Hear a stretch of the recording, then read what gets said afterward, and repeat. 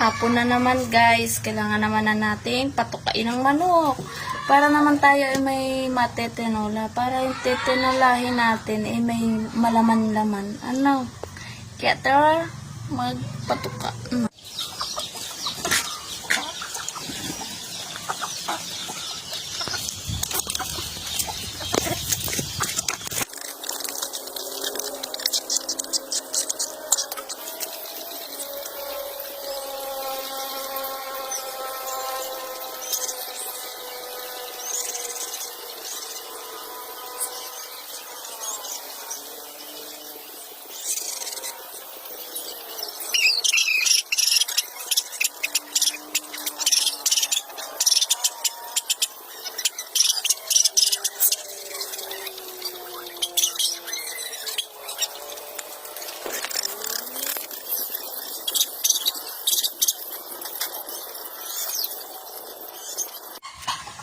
Tapos nang magpatuka ng mga manok at saka ng mga sisiw.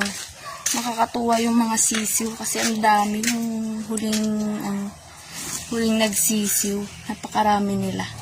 12. Nakakatuwa. Pero kasakit ng mukha. Guys, pati kamay ko tinutuka na. Sakit.